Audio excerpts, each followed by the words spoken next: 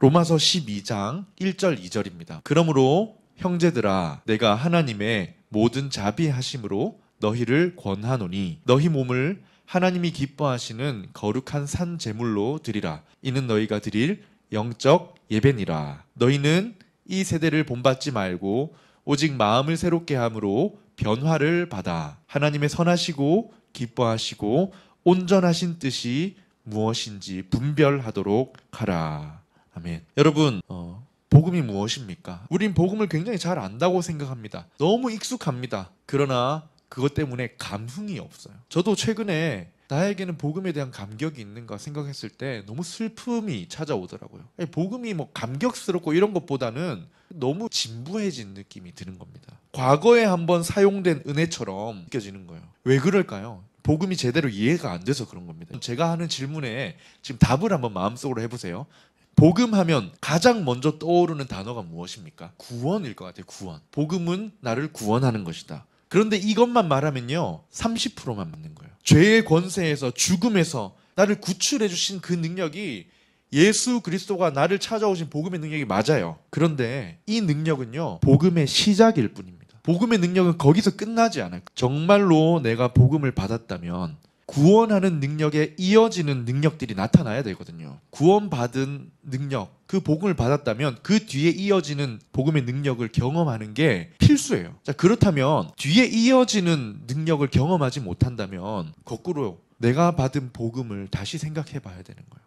하나로 연결되어 있는 거기 때문에. 동전의 양면과 같아서 구원하는 능력에서 그칠 수가 없는 게 복음의 능력이거든요. 복음이 내 삶을 변화시키지 못하면 그건 복음이 아닙니다. 문제가 뭐예요? 우리는 구원하는 능력에서 멈추어 버린다는 거예요.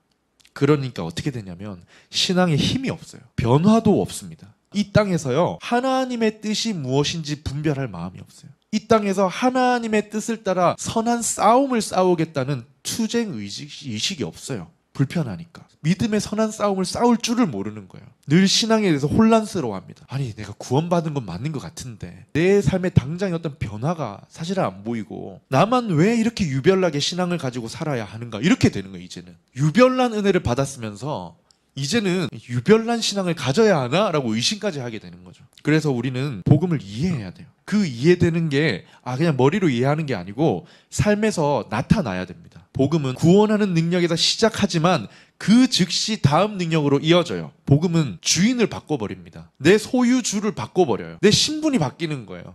내 왕이 바뀌어버리는 겁니다. 이게 비유가 아니에요, 여러분. 사실입니다. 죄의 종노릇하면서 죄를 모시고 살던 우리가 마음이 꺾이는 거예요. 마음 방향이요. 방향성이 달라지는 역사가 일어나는 게 복음의 능력입니다. 로마서 1장 6절에 이렇게 나와요.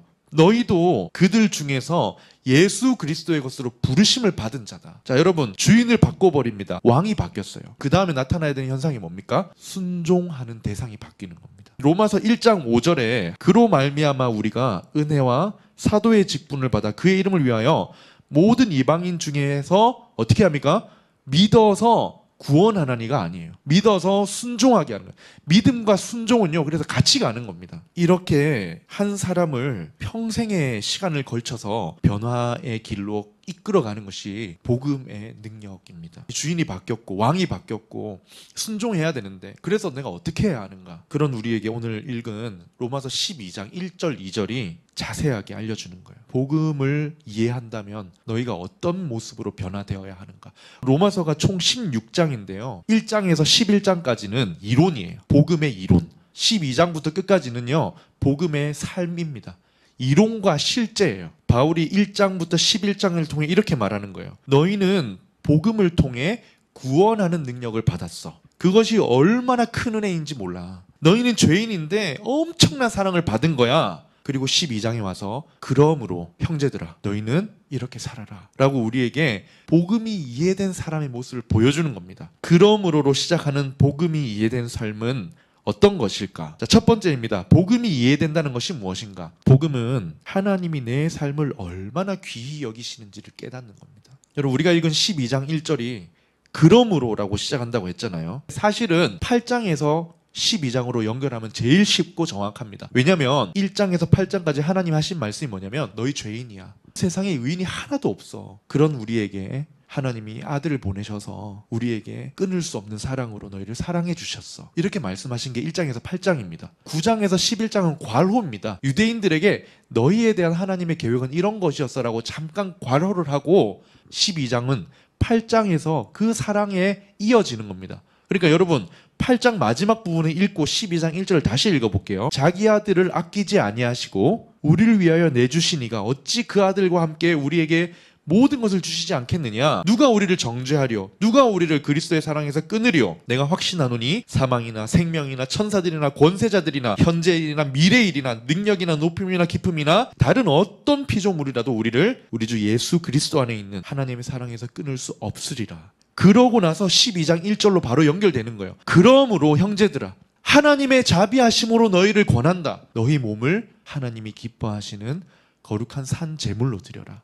이것이 너희가 드릴 영적 예배다. 이 몸이 뭐냐면 삶입니다. 끊을 수 없는 사랑으로 우리를 사랑해 주신 하나님이 우리 삶을 원하시는 거예요. 복음을 받은 사람이 복음을 이해할 때 가장 먼저 알게 되는 게 뭡니까? 우리 삶이 그렇게 소중한 거구나. 우리 삶이 그렇게 귀한 거구나. 얼마나 귀하면 하나님이 그 사랑을 받은 너희들아 삶을 나에게 달라고 하실까? 여러분 왜 하나님이 삶을 원하실까요? 그만큼 귀하기 때문입니다. 하나님 왜 그렇게까지 우리 삶을 귀하게 여기실까요? 1절에 나와 있었잖아요. 그러므로라고. 1장에서 8장까지 봤던 게 뭐예요? 우리를 너무 사랑하셔서 그 아들을 내어주시고 아까 선교사님 말씀하셨잖아요. 복음을 이해하려면 사랑하면 된다고. 그 처절한 사랑을 그 불가능해 보이는 인간을 끝까지 사랑하신 그 사랑을 하나님이 하신 거예요. 왜? 내가 너무 귀하니까. 우리가 복음을 어떻게 이해해야 합니까? 삶을 귀하게 보는 게 첫 번째 걸음입니다. 하나님이 기뻐하시는 제물이구나.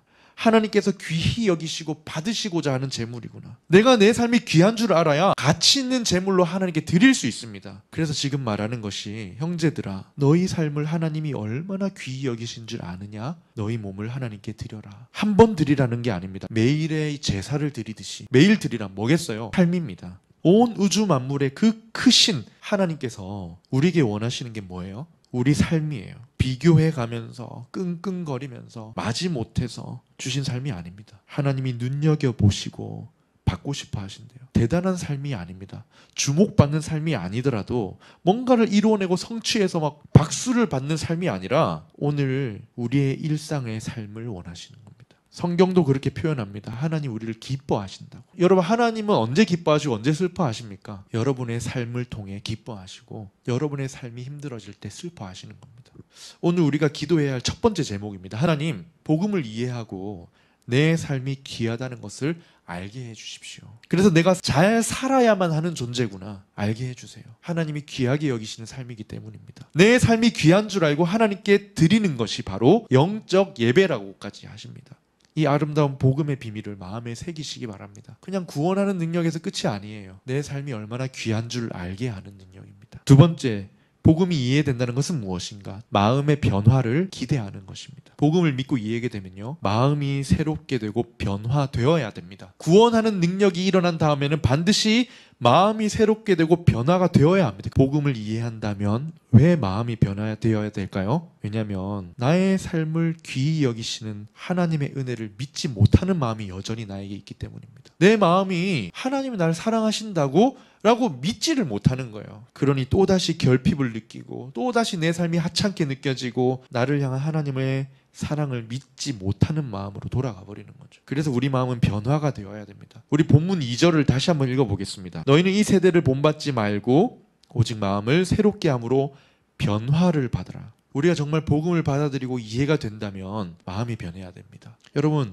마음이 변화되면요, 하나님이 날 사랑하신다는 게 정말 딱 믿어지면요, 더 이상 항상 사랑받고 존중받고 인정받을 필요가 없어집니다. 존중과 인정은 좋은 거지만 그걸 받아야만 내 삶이 가치 있게 느껴지고 그게 있어야만 내가 좀 귀한 삶 살아가는 것 같은 느낌이 받는 그런 결핍에서 벗어나게 되는 겁니다. 우리 마음은 부패해 있는 상태이기 때문에, 이 세대를 본받아 있기 때문에, 하나님의 관점이 아니라 이 세대의 관점에 물들어서 나를 그렇게 보고 있기 때문에, 그래서 결핍의 마음이요, 내 마음을 자꾸 우상으로 채우는 거예요. 로마서는 1장부터 우리의 부패한 마음을 지적하면서 시작하거든요. 1장 21절에서 23절 한번 읽어볼게요. 이 마음에 대해서 로마서에서 뭐라고 하냐면 하나님을 알지만 감사하지 않은 거예요. 오히려 생각이 허망해지고 미련해져서 어두워져 스스로 지혜 있다고 생각하면서 하나님을 찾지 않습니다. 그리고는 오히려 어리석게 되어서 하나님의 영광을 우상들로 채운다는 거예요. 이게 어떻게 돼야 된다고요?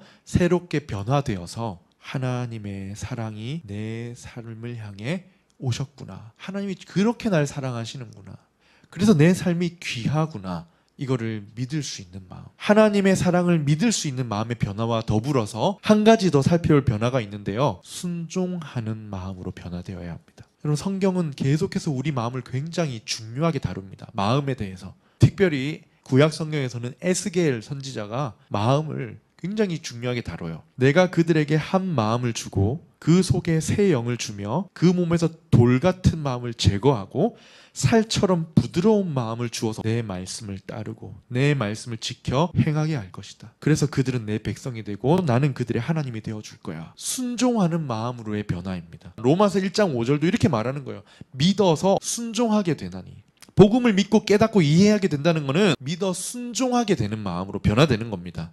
여러분, 이렇게 되게 해주시길 기도하면 좋겠어요. 우리의 부패한 마음이 하나님의 사랑을 의심하게 되고 그걸 믿음으로 받아들이지 못하고 내 삶이 귀하다는 것을 계속 의심할 때 하나님 믿게 해주십시오. 그리고 하나님, 더 이상 내 마음의 본성의 소리, 이 세대의 소리가 아니라 하나님의 말씀에 순종할 수 있는 마음으로 변화시켜 주십시오. 복음이 이해될 때 어떻습니까? 내 삶이 얼마나 귀한지를 알고 마음의 변화를 기대하며 살아가는 거예요. 이게 우리의 기도 제목이 되면 좋겠습니다. 자, 마지막 세 번째입니다. 복음을 이해한다는 것이 무엇일까? 하나님의 뜻을 이해하고 행하라. 마음이 변화되는 그 최종 목적이기도 한데요. 우리 삶을 향한 하나님의 뜻을 이해하고 행하는 것, 실제 삶에서 살아내어야 할 실천에 대해서 말합니다. 오늘 마지막 바울의 명령이 뭐냐? 하나님의 뜻을 분별하라는 거거든요. 2절을 한번 다시 읽어볼게요. 너는 이 세대를 본받지 말고 오직 마음을 새롭게 함으로 변화를 받아 하나님의 선하시고 기뻐하시고 온전하신 뜻이 무엇인지 분별하라. 변화된 마음으로 이제 하나님이 나에게 원하시는 것을 이해하고 동의하고 행하라는 겁니다. 이게 최종 변화입니다. 여러분, 이렇게 되려면 하나님이 우리에게 가지신 뜻이 무엇인지를 알아야 되잖아요. 하나님의 뜻은 어떤 걸까요? 어떤 하나님의 뜻을 이해하고 행해야 할까요? 이거는 우리에게 주신 평생의 과제입니다. 복음을 이해한 자로서 날마다 주일마다 주시는 말씀을 통해서 그분의 뜻을 이해하고 행하는 삶이 계속되어야 하는 겁니다. 혼자서는 힘들어요. 그래서 목장 공동체를 통해서 함께 고민하고 기도하면서 복음을 이해해가는 거죠. 말씀을 들으면서 이해해가는 겁니다. 그렇게 살아가는 삶이 예배가 되는 거예요. 오늘 조금 더 구체적으로 한 가지 하나님이 제 마음에 주신 뜻에 대해서 여러분들에게 말씀드리고 싶습니다. 미래의 온전한 가정을 꿈꾸라는 것입니다. 왜냐하면 복음을 이해한 사람이 변화의 삶을 살기 위해서는 가정에서부터 시작되어야 되기 때문입니다. 가정이 변화되고 온전하게 되어야 진짜 그 사람의 삶이 변화될 수 있다는 거예요. 에베소서에 보면 바울이 두 부분으로 나눠서 이야기하거든요. 첫 번째 부분은요, 복음입니다. 정말 아름다운 언어로 복음을 설명을 해요.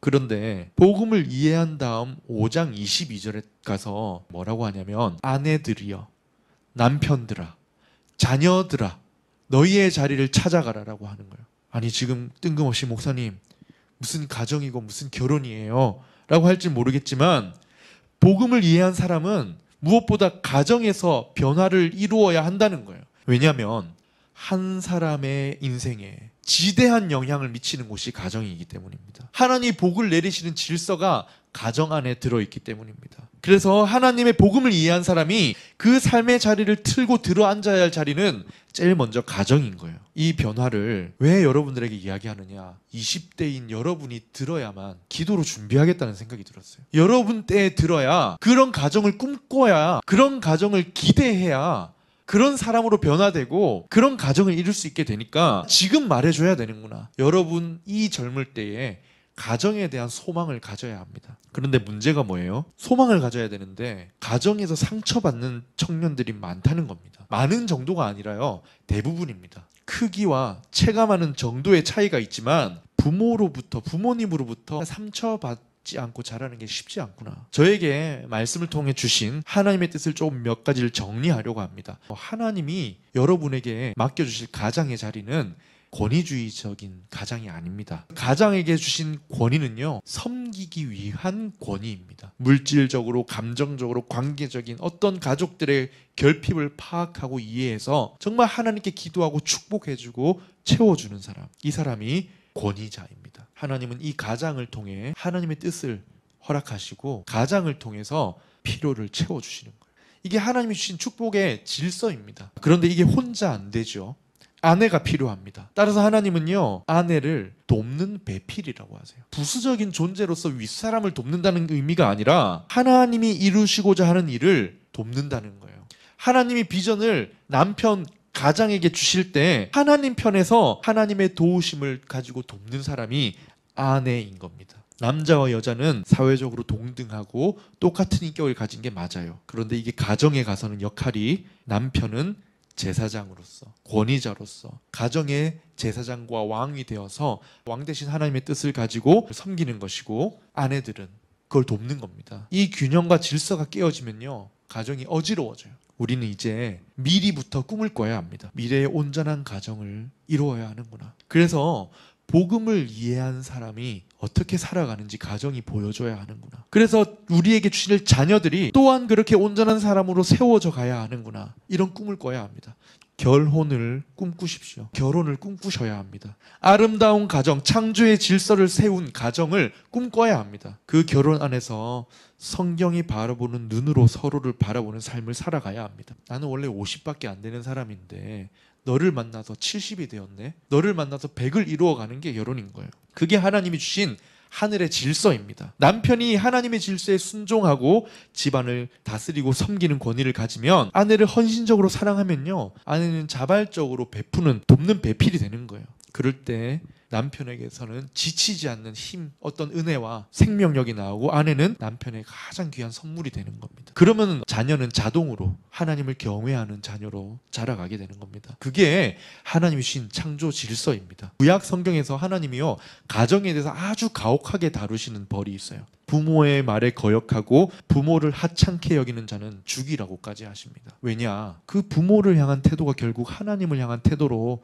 매칭이 되기 때문입니다. 약속이 보장된, 축복이 보장된 첫 계명이 바로 부모를 대하는 태도에 달려 있습니다. 한술에 배부를 수는 없지만 여러분, 꿈꿔야 합니다. 집에 가면 정말 세상에서 어떤 거친 비바람을 맞아도 집에 가면 마음이 편안한 천국이 돼야 돼요. 하나님이 주신 질서를 마음에 품고 그런 가정을 꿈꾸세요. 그러면 하나님의 축복이 그 가정을 통해 흘러가는 거예요. 청년 여러분, 너무 먼 이야기라고 생각이 드십니까? 나와 상관없는 이야기라고 생각이 드세요? 절대로 그렇지 않습니다. 알아야 합니다. 정리를 해보겠습니다. 가장은 영적인 권위자예요.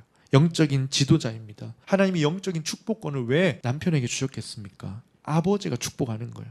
그리고 남편이 아내를 축복하는 겁니다. 아내는 남편을 세우고 돕는 자로 부르심 받은 사람, 하나님이 주신 사명을 감당하도록 돕는 사람, 이런 가정을 꿈꾸어 봅시다. 이런 남편과 아내가 되기를, 준비되기를, 그런 아내를, 남편을 만나게 되기를 기도하면 좋겠어요. 오랫동안 기도해야 합니다. 그래야만 정말 하나님의 질서가 잡혀진, 복음이 이해된 사람이 살아갈 가정이 세워질 수 있는 겁니다. 더 한 걸음 더 우리가 더 아름다운 가정을 꿈꾸자는 겁니다. 말씀을 정리하겠습니다. 복음을 이해한 자로 살아갑시다. 먼저 우리 삶이 얼마나 귀한 삶인지를 알아야 합니다. 그리고 그 삶을 이끌어가는 우리의 마음이 날마다 새로워져야 돼요. 하나님이 날 사랑하시는 게 믿어지고 하나님 말씀에 순종하는 마음. 마지막으로 하나님의 뜻을 이해하고 행해야 합니다. 무엇보다 복음을 이해한 자에게 주시는 권면. 아내들이여, 남편들아, 자녀들아, 하나님 주신 그 축복의 질서를 가진 가정을 내가 세워나가야 되겠구나. 이걸 꿈꾸고 기도하는 여러분의 빛나고 아름다운 삶이 되시기를 주님의 이름으로 간절히 축원합니다. 아멘.